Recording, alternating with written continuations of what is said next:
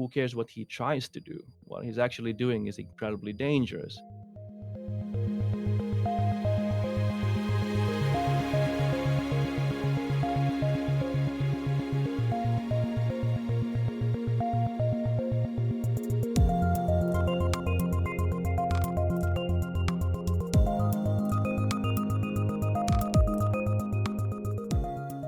Hello and welcome to Tech Won't Save Us, a podcast that wonders why anyone is listening to tech billionaires for medical advice. Today I'm speaking to Ilari Kaila, a Finnish-American freelance writer and composer in residence at the Hong Kong University of Science and Technology. His writing has appeared in Aeon magazine, Jacobin magazine, Mufta magazine, the Finnish Broadcasting Company, and others. He also blogs at limitedhangoutblog.com and tweets at Ilari Kaila. Today we speak about Elon Musk, his recent tweeting about COVID-19, lockdowns, and everything else he's up to right now. Ilari also makes the point that Musk also sounds a lot like a cult leader. If you like our conversation, make sure to leave Tech Won't Save Us a 5-star review on Apple Podcasts. That really helps more people to find the podcast and to listen to it. You can also follow the podcast on Twitter, where it's at Tech Won't Save Us, and you can follow me, Paris Marx, at Paris Marx, and enjoy our conversation. Ilari Kaila, welcome to Tech Won't Save Us. So happy to be here, Paris. It's great to speak with you. So obviously you wrote this blog post about 2 years ago on kind of like the cultish aspects of Elon Musk, to put it mildly. But first, I do want your impression on what he's been tweeting lately. Obviously, he's very focused on the virus and kind of the government's response to that. He's called shutdown measures fascist. He's been tweeting a lot about the science of COVID-19, and a lot of scientists and doctors say that he's getting a lot of that wrong. And obviously, there's this really infamous tweet that he sent back on March 19th, where he said, based on current trends, probably close to 0 new cases in the US by the end of April. And as we know, the US is still reporting about 25 to 30,000 new cases a day at this point. Slightly wrong there. Yeah, just a little bit wrong. And even before that, he already tweeted just simply, this coronavirus panic is dumb, right? Yeah. Kind of flaunting his apparent expertise in infectious disease. He's an expert in everything, you know. He's a universal expert, it seems. Yeah. And he clearly buys his own hype. Like, he believes himself when he says this stuff. Oh, definitely. Which is very interesting, because there's a pattern, obviously. Not just when it comes to, fields that he knows nothing about, like virology, but when he talks about his own field or own fields, nominally his fields or projects that he spearheads, nobody should be surprised that he makes outlandish claims about a pandemic, since things that he's promised throughout his career aren't just unrealistic, but, like, to me, they should be, to any rational adult, just complete drivel, right? I mean, Right. You were talking about how we both wrote pieces 2 years back in the spring of 2018 about Musk, and I was just thinking back on that. And already back then, it was really baffling to me. Like, how were people taking him seriously? Totally reasonable, rational people, even like leftish people, really seeing him as some kind of exceptional individual who makes these fantastic contributions to mankind. And this is a guy who has promised that he'll be ferrying tourists around the moon by 2014. So, he should have been doing that for the past 6 years. Why didn't I get an invite for one of those? They've been Exactly. happening for a while now. Or, he's even promised telepathy. Like, there was a CBS news story, I think a year back, that just said that Musk is announcing that he's months away from exciting breakthrough, which he can announce, of our brains connecting directly to computers. And these stories are reported, and then people read them, and they're excited, and then nothing happens, and people move along. And it doesn't affect his stature at all. Mars colonies. Paris, do you remember what his deadline, self-imposed deadline, was for making us an interplanetary species? No, I don't actually. 2024. So he has 4 years to pull that off. Once this pandemic is over, like, it's going to be full speed ahead. I can definitely see that being an achievable metric. For sure, yeah. 4 more years. And the funny thing is that then, of course, the fact that we will be, of course, traveling between New York and London by rocket is in Musk's estimation, apparently somewhat more unrealistic because that's only happening in 2025, right? So 5 more years before we can, look forward to that. And that's not even going into all the metaphysical stuff. He makes claims that are mythical. He talks about, singularity. Computers will become conscious. They run the risk of becoming our overlords, basically. And at the same time, somehow we're also all, in some kind of cosmic computer game simulation. So that was 2018. And I'm sure you had the same reaction. Definitely. There were people, of course, coming out of the woodworks, his most ardent followers defending him. But then also totally reasonable people saying, like, come on, Musk is still, doing something. He's not like the other bad billionaires kind of thing. Yeah. And then, I think we both timed it pretty well because that summer saw one of his first most epic public meltdowns. The whole thing with the soccer team caught in a cave in Thailand, and he tried to pull off this Yes. silly publicity stunt, which didn't work out. And of course, because it didn't work out, he decided that the next best strategy is to call one of the actual rescuers a pedo. And that case was only resolved recently, right? Like, it was only a few months ago that he was actually in court, and shockingly, the judge, um, ruled against. I can't remember his name now. The British man who Elon Musk called a pedo, and it's just wild that along with this pattern of making these really kind of outlandish claims that are completely unbelievable, really. Unless you are really kind of in this Elon Musk bubble and believing all of this mythology that he's made up about himself. Right. Like time and time again, he doesn't meet these deadlines. He takes actions that if any other person had done that, they would face consequences for, For sure. either legal consequences like he's avoided with the SEC. Right, and that scandal was that same summer, a couple of months after the Thailand incident. Apparently, he was high on something, at least according to a friend of his girlfriend's. Who knows? I mean, whether he was high or not is actually kind of immaterial because he behaves in this totally reckless and bizarre manner all the time. But yeah, and like you said, there's no repercussions, and I don't think it's just his persona. It's of course the same laws don't apply to the super rich. So he got a slap on the wrist from the SEC from something that should, warrant a criminal investigation, right, by the DOJ. Definitely.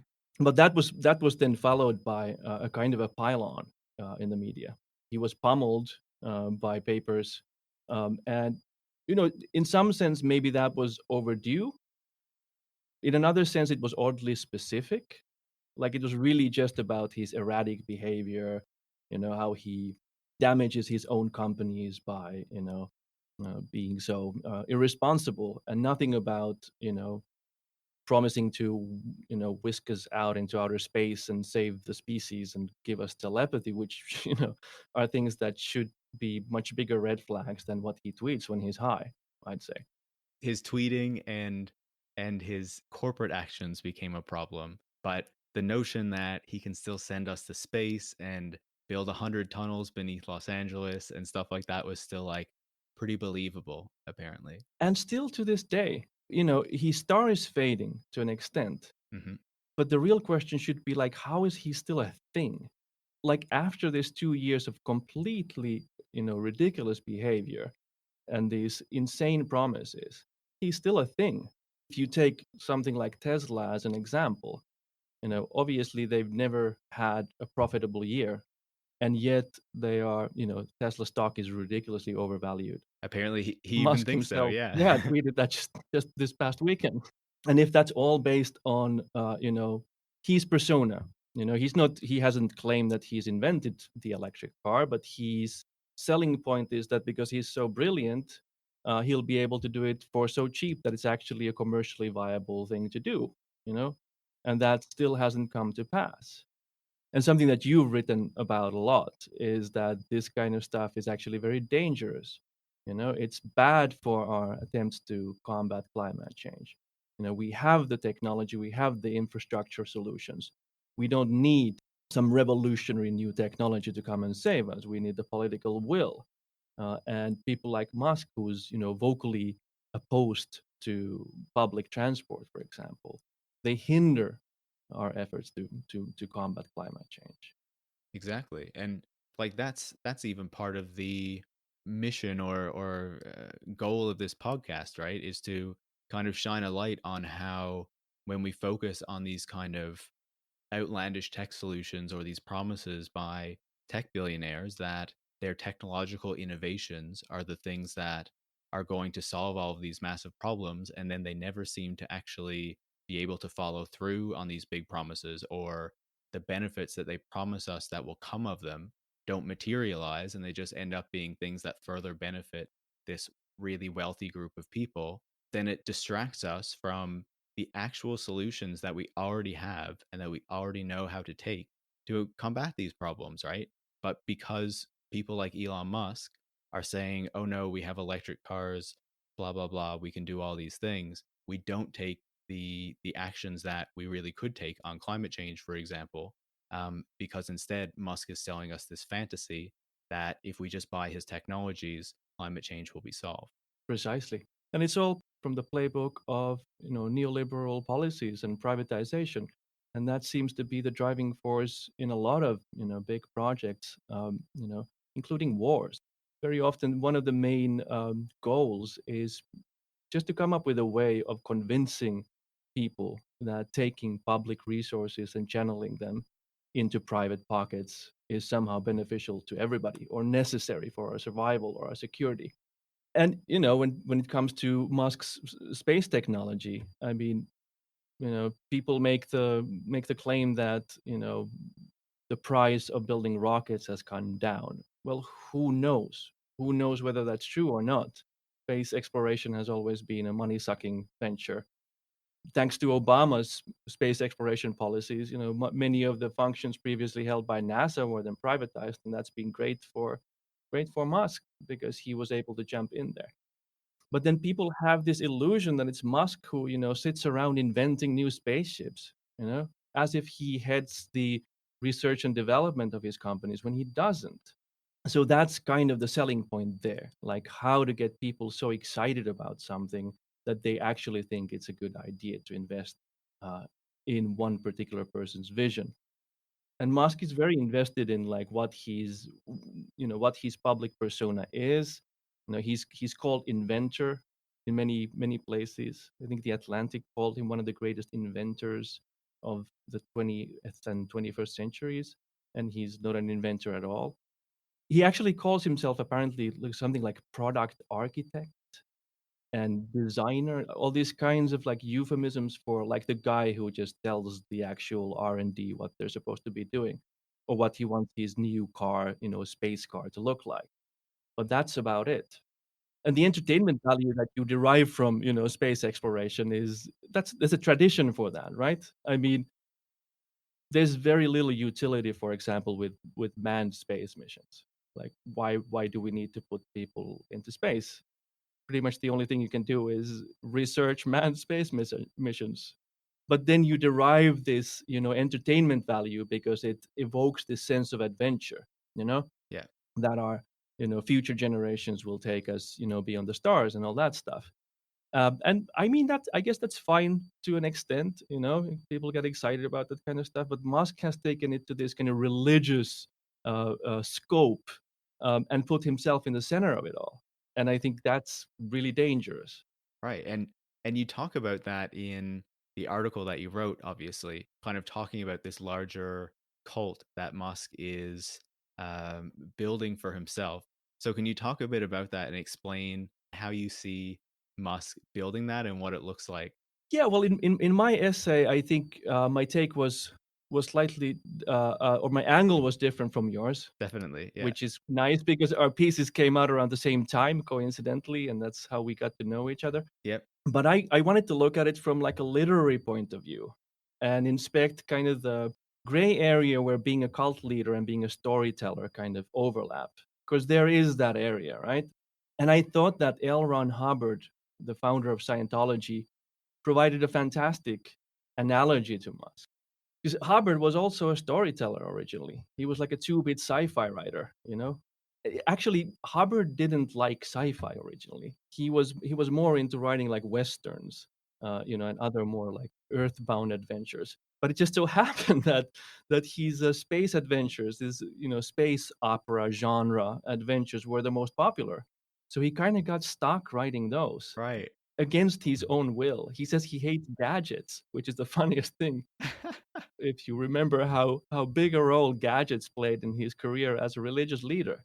Then Hubbard, of course, came across the oldest storytelling trick in the book, which is that you convince your audience that what they're hearing is actually not fiction, but it is reality. And I think there's even like a justified place for that sometimes. People can do that without it being ethically dubious or manipulative to great effect. Like the movie Fargo begins with the statement, "In honor of those who survived, everything is told as truthfully as possible, while names have been changed." And of course, it's a completely fictional story. And Coen brothers never tried to claim that it's not a fictional story. It's just an effect you get at the very beginning of the movie, which is very impressive. And writers have been doing this forever.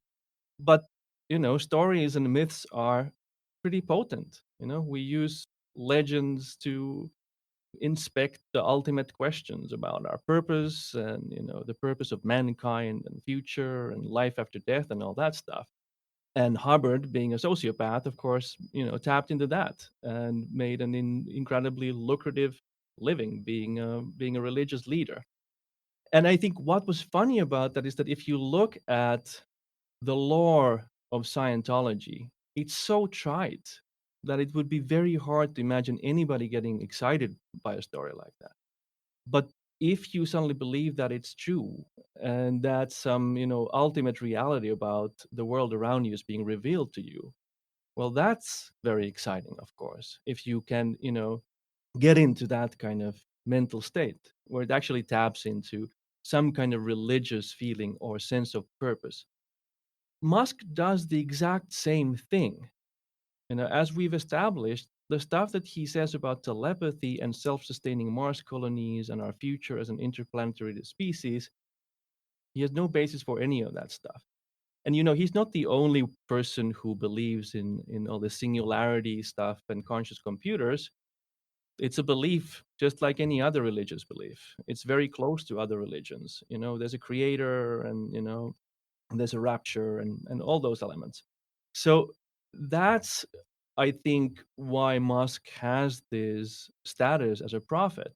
He gets people so excited about his stories. But when some people, again, totally reasonable people, rational people, have taken issue with my comparison and said, at least Musk tries to do something good. I mean, who cares what he tries to do? What he's actually doing is incredibly dangerous. And I'd say that the biggest difference between Musk and Hubbard is that Musk is way more dangerous. Hubbard had his following. Musk's influence spans the whole globe. Massive amounts of resources and effort and money is poured into his vision because people buy it. When, as you pointed out many times, we could be doing all of the very simple, reasonable things that we should be doing to prepare ourselves for the climate catastrophe. And to tie this back into what he's been tweeting about COVID-19, I think that was a huge mask off moment, because originally he was saying this is stupid, it's not happening, it's not happening. And when it happened, now he's angry that people have to stay home. And clearly, his reason for being upset about that isn't because he's so concerned about our basic civil liberties. It's because his California plant is closed down and it's bad for business. Exactly. So the person who kind of profiles himself as a savior of mankind when there's actually people running the risk of dying en masse, he doesn't care. And in that infamous conference call where he was cussing and getting all upset, it's pretty clear. He says this is not only going to hurt Tesla but many other companies as well. He didn't even say anything about people, except people need the freedom, the unalienable freedom to work for me. And his kind of tweets and his outbursts in that recent shareholder call have also kind of given permission to many of these other Silicon Valley leaders to come out and say, yeah, we actually should reopen the economy and let people go back to work now, right? For sure. Yeah. So Elon Musk, because he has this profile, also serves to give permission, Right. I guess, to these billionaires who don't have the same kind of, the media isn't as interested in them or doesn't give them so much of a pass to not only say, yeah, reopen the economy, but also to push these kind of outlandish visions like, the singularity and how we all live in a simulation and like all this other kind of stuff, right? Right. Um, but I think an interesting piece that kind of ties into your Scientology comparison is that so many of the big visions that Musk puts forward. And you also see it by like Jeff Bezos and some of these other, really influential billionaires. But so many of these big ideas that they put forward are influenced by science fiction that they read when they were younger or at various stages of their lives, right? Jeff Bezos has been explicit about the influence of Star Trek and the ideas of, I can't remember his name right now, but there was a prof that he had when he was in like university or something who designed the O'Neill cylinder Hmm. that kind of forms the basis for his space vision, right? And so you can easily see that even a lot of these ideas are not completely original. They come from other places and they're inspired by things they read earlier, right? And actually quite unoriginal. Yeah, Like the things that they peddle are the most obvious basic tropes of science fiction. Whatever they happen to be watching when they were teenage boys, basically. yeah, totally. So yeah, in the case of Musk, it's Terminator and Matrix, pretty much. Not that those are the only works that have utilized those concepts, but they just happen to be the most famous ones. But like we're all familiar with them, and then somebody comes along and says, I love this story, and I'm going to make it real, or I'm going to claim it's real, and that's much more exciting than the original story, even if the retelling is really bad. And Musk has been very vocal about the fact that he was very inspired by all this sci-fi stuff that he read as a kid. Interestingly, since you're talking about his literary influences, there's another interesting connection to Hubbard, which has made many people kind of suspect that maybe the connection between the two is more than just incidental. Because I can't remember when it was, maybe 4 years back or 5 years back, Musk was hyping this book by a South African journalist from the early 20th century called 12 Against the Gods. Have you heard of that book?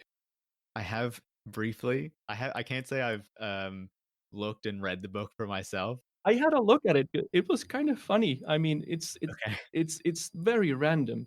It's not badly written, in terms of the prose is kind of funny and kind of in a way gripping, at least would be for somebody who takes the message seriously. But it's basically about these larger than life individuals, who forged their own path, and by forging their own path, they changed the fate of mankind. Of course. It is pretty funny that it was not a well-known piece of writing at all, except probably among Scientologists, because Hubbard was so fond of the book.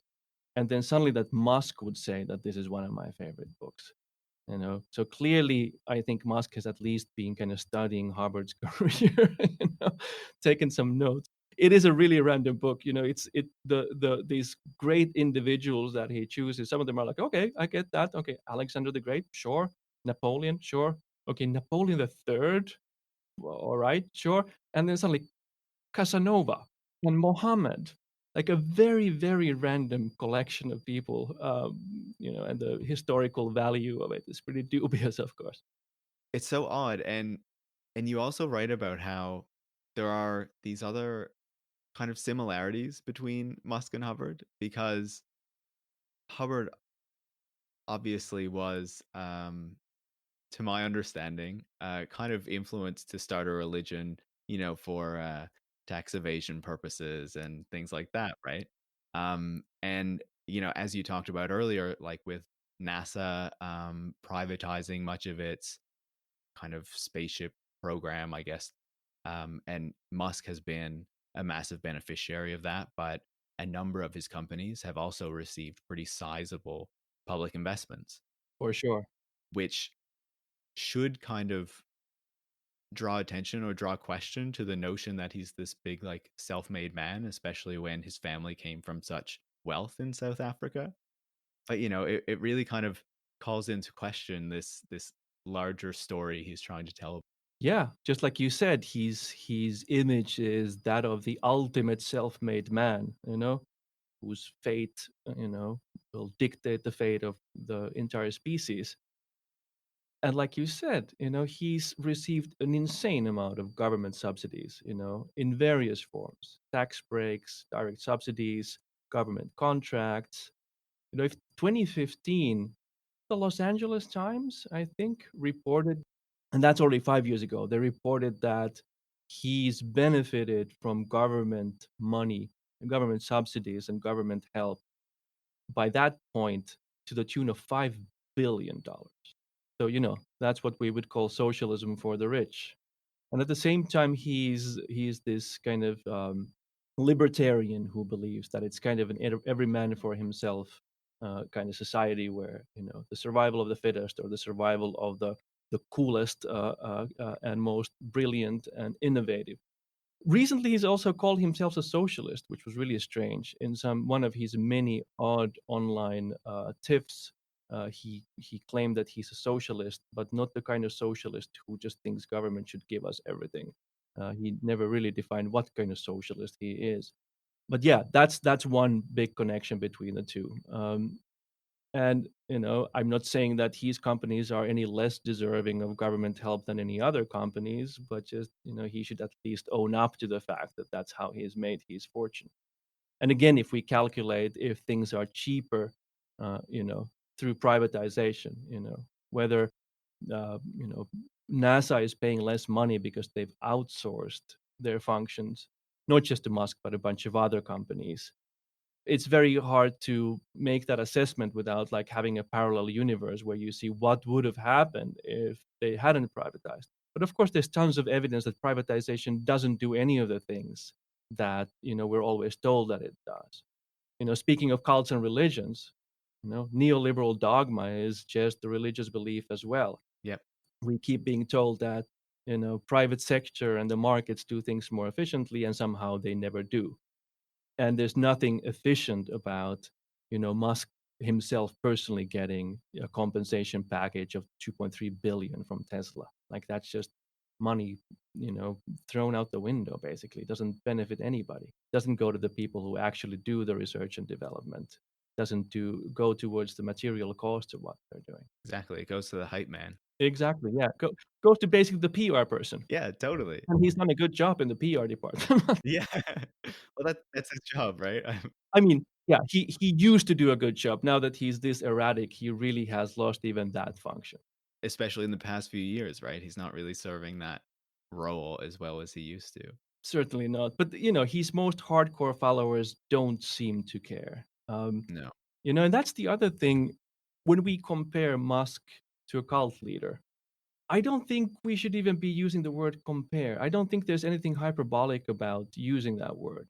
Um, Again, you must have had the same experience as me after publishing pieces about Musk, that his fanatic devotees come out of the woodworks. And it's actually kind of tragic.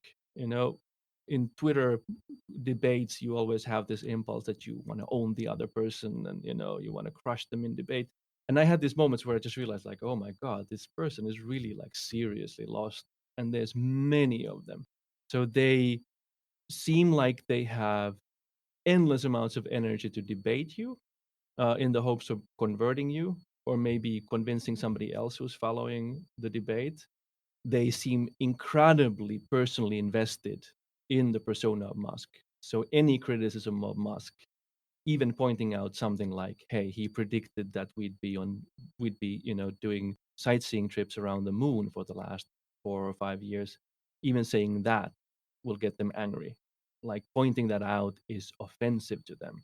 And they've invested their sense of kind of purpose, and maybe even the sense of mystery that I think people need in their lives, into the persona of Musk. So in that sense, it really is a very real cult. Those people have very real religious feelings that are badly misplaced.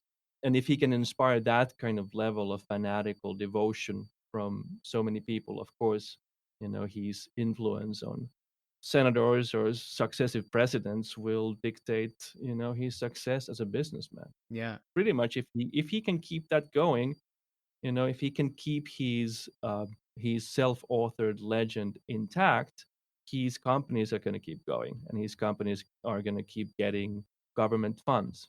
Of course, now we're in a historical moment where it's anyone's guess what's going to happen. You know, what's going to happen to the global economy? Nobody knows. So right now, there might be that there's a wrench thrown in the machinery of Musk's empire, but nobody really knows what's going to happen next, including to him. But barring any unforeseen events, he's going to be doing probably just fine for indefinitely, it seems. When I used to publish more often about Musk, I used to feel quite sad for the people who would respond to it because, as you say, like they were so fanatical. Like there was no factual information you could give them that would make them kind of question what their prophet had said, right? Um, and it kind of made me wonder why these people are looking to Elon Musk instead of like anywhere else for their inspiration. And I feel like part of that is linked to neoliberalism as well, right? Because neoliberalism has so decimated the public imagination and any idea that things are going to get better in the future. Hmm. And like it has made our governments basically like slowly making things worse for us at best. Like it's not really trying to do anything that's positive now. Like even we see in the United States right now, over 1 million people have had COVID-19 so far, and like the best that they can do for people healthcare wise is to make testing free, but then it's kind of still like a free for all and hope that you have insurance and hope that your insurance company isn't going to still bill you thousands of dollars for it. Like it's ridiculous, right? So it made me wonder like, okay, so these people are like desperate for some hope and some vision. And unfortunately, like one of the only people, at least until recently, who was like in a big way putting out massive visions for the future was Elon Musk, and the media was hyping him up and his profile and everything he said, and like obviously in a very uncritical way, not really thinking like is any of this achievable. So then I got to thinking like it's no surprise that so many people have bought into his bullshit because there was nothing else. And when neoliberalism has made you so depressed and demoralized about your life, like you do need some hope. Yeah, I totally agree with that. And Musk himself has sometimes, when he's given some, preachy talks, he said that I don't want to be anyone's savior. I just want to think about the future and not be sad. And like you said, we live in this totally atomized society where we're told that the way we do things is not just a good way to do things, it's the only way we can do things. There is no other way. This technocratic neoliberal society is the end of history, and we figured out how to do things. Then look at what's happening to, mankind and to the planet. Like any metric, the is the temperature getting warmer, are rich getting richer, are poor getting poorer, etc. Like any metric, things are getting worse. What is also kind of in the zeitgeist is to hold on to some kind of faux rationalism, like the idea that your beliefs are based in hard science and logic and all that. And a lot of, I'd say analytically, superficially very intelligent seeming people like Musk. He taps into their geeky sensitivities, and they somehow manage to construct a world where the things that he's saying are not religious dogma, or are not cheap sci-fi stories, but are actually the fate of mankind. And yeah, where else do you find hope? But then there's the other thing, which I think is inadvertent about the way Musk has built his religion and his following, which is that cognitive dissonance very often weirdly makes people even more devoted. he has that cognitive dissonance himself. He hasn't built it into the system. He clearly believes that he's on a great cosmic mission. Totally. And I think a lot of cult critics and people who research cults have pointed this out, that if the system and the stories make perfect sense, it's almost easier to start doubting them. But if there are kind of really blatant cracks in there, like things that don't make sense, then you invest even more of your mental energy on a day to day basis covering them up. And in a cult context, that becomes, a joint effort. You help your fellow cult members by, egging them on or giving them other reasons to believe in something. And the more absurd it becomes, the more tightly you hold on to the belief. That's the whole idea behind the when prophecy fails book. The world didn't end, but you still want to believe. So what do? You come up with something completely outlandish. The world ended and a new world was built, or something like that. And we kind of live in this age where there's this infrastructure with social media, with Twitter, where people can easily find that kind of validation of their belief in these outlandish ideas, right? The notion that we're going to be living on Mars, like even in the next decade or something, to some people, that is actually something that seems achievable. And exciting for some reason. Yeah. And the other thing is, like, I feel like a lot more people than actually should, who aren't even like really dedicated believers in Musk, actually believe that that is something that might be real because of the role that the media has played in kind of parroting these ideas, right? And making them seem like they are legitimate. So then when it comes to like criticizing Musk and what he says, it's not only these like cult members, to put it that way, but it's also like a lot of the public that say like, but aren't we kind of heading in this direction because like I see it in the media and there's always stories about it and blah blah blah, right? Exactly. Yeah. This was just going around Twitter, but there was some article a few years back where they were predicting that dinosaurs would be cloned in a few years. I remember that. And then people had saved a screenshot of it and said, where is it now? So, you should always take all these promises with a grain of salt. Just because they're printed in a newspaper or appear on a respectable news site doesn't mean that they're not total drivel. And the funny thing is that then they're tied to this kind of faux rationalist worldview. It's in a way one of the most hypocritical worldviews because it's based on this idea of like, well, I'm evaluating the evidence and then I'm making a rational judgment of whether this claim is true or not. But then when you ask for evidence from, for example, all the people who talk about singularity, like what is the principle that's dictating that this thing is going to happen? This sentient, super intelligent computer, which has been, prophesized for half a century now or more, ever since the 60s. It's always been just around the corner. There's no response. It just sounds sciency. And there's a spectrum there. I'd say that a lot of these people who are members of all kinds of skeptic societies, for example, and followers of people like Sam Harris, there seems to be some kind of a vaguely definable culture there.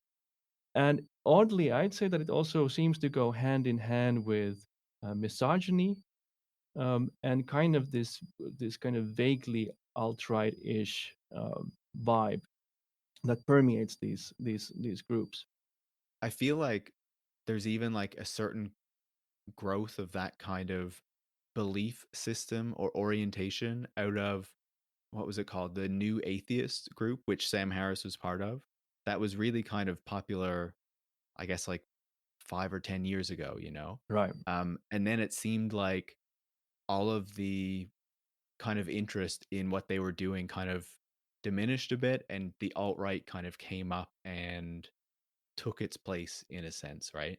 With the election of Donald Trump, all of a sudden, those kind of reactionaries, or that particular group of reactionaries, received less attention. But a lot of those same people then became like leading figures of this alt right movement. It's the same sort of people who believe those sorts of ideas who are potentially also grasping on to some of this future thinking that Musk is putting out there, right? For sure. It seems to be a trope, and these things are very similar. So there is, Richard Dawkins and Sam Harris, these figureheads of the so-called new atheist movement. Their Islamophobia is very real, um, even though they claim that they're just critical of religion in general, when that's not true at all. And it is very dangerous what they've done to give this veneer, this intellectual veneer, to really horrific, bigoted ideas. And Sam Harris even tried to backpedal, with the election of Trump. He didn't want to be seen as somebody who was at all representing the same kind of school of thought or the same kind of tendencies in our time, even though he clearly is. The very strange thing is, like you were also saying, that kind of the same crowds of people who seem to be, gravitating towards these quote unquote thinkers, that they very often also adore Musk, and that in all of these cases there's some kind of a religious, underlying hidden religious or metaphysical or mystical belief, masquerading as science or masquerading as rationality. I always kind of saw what they were doing more as like obviously they're sort of demonizing Islam, and talking about how it's like this really kind of extremist religion with these like really backward views. And what I always saw is that they were kind of creating this like kind of fundamentalist version of atheism, right? Most atheists would not be so bothered by that and just don't believe in a god and like that's it, right? But they seem to really want to take it a major step further. Yeah, exactly. Yeah. And I think they've even given atheism a bad name. Like, people don't like to call themselves atheist anymore because it seems to be something that goes hand in hand with having bigoted views and, religious convictions or metaphysical convictions, about things that you can't say anything either way, and claiming that you have some irrefutable evidence for it. No, I completely agree. Now, before I let you go, I did want to ask you about one further thing. Have you read or heard of this book, Fully Automated Luxury Communism? I've heard of it, but I haven't read it. Okay. I read this book a few months ago and I was really annoyed because, like, as I was saying, we are living in this world that has very little thinking about the future or very little kind of hopeful vision of the future. I feel like that's changed a little bit in the past couple of years. Like there has been some more kind of left thinking about what a future should actually look like that is hopeful beyond neoliberalism. Um, but then I read this book and I was like, so all it's sort of doing, like, it's taking this meme and it's supposed to be this like really exciting vision of the future, but all it's doing is saying, okay, everything that Elon Musk is talking about is awesome, but instead of it being done in the name of like private enterprise, it's now just going to be communist, but we can still do the asteroid mining and the electric cars and autonomous vehicles are still going to save us. And like all of these like crazy ideas that Elon Musk talks about, it's like, yeah, that's all fine, but now it's just communists and not Elon Musk, you know? Well, that's one solution, I guess. But we've always had that, right? Walt Disney was always doing some kind of, like, presentations about, like, this is the future home, and Yeah. everyone will have flying cars. There's always been this weird thing where you paint this picture of this utopian future, and you will show, like, this is how everybody will live. And weirdly, the word everybody always means middle class. Like, you it always conveniently neglects the people who are in poverty. Like, what happens in between? Do we first raise them out of crushing poverty and then they get flying car, or how's this work? So yeah, that's kind of super naive to be just like, yes, I've added this crucial piece to the Walt Disney slash Elon Musk vision, which is that, everybody gets this. We will share the resources equally. And I think, yeah, I haven't read the book, but based on your description there, I would agree, that feeds into this very unhelpful narrative. We don't have any lack of resources. We don't have any lack of technology that could be useful, that could be used to help mankind, free us from, excessive work and poverty, and, guarantee basic material needs of everybody. We've had that for a long time. That's not the problem. We don't need fully automated luxury anything. We just need to start working towards a way of sharing our resources in egalitarian and humane way. I think that is a fantastic place to leave it. Thank you so much for speaking with me. Thanks, Paris. Talk to you again soon. See you later. Thanks. Ilari Kaila is a Finnish-American freelance writer and a composer in residence at the Hong Kong University of Science and Technology. You can follow his blog at limitedhangoutblog.com or his tweets at Ilari Kaila. If you liked our conversation, make sure to leave a 5-star review on Apple Podcasts and follow the podcast on Twitter, where it's at Tech Won't Save Us, and follow me, Paris Marx, as at Paris Marx. Thanks for listening, and I hope you enjoyed the show.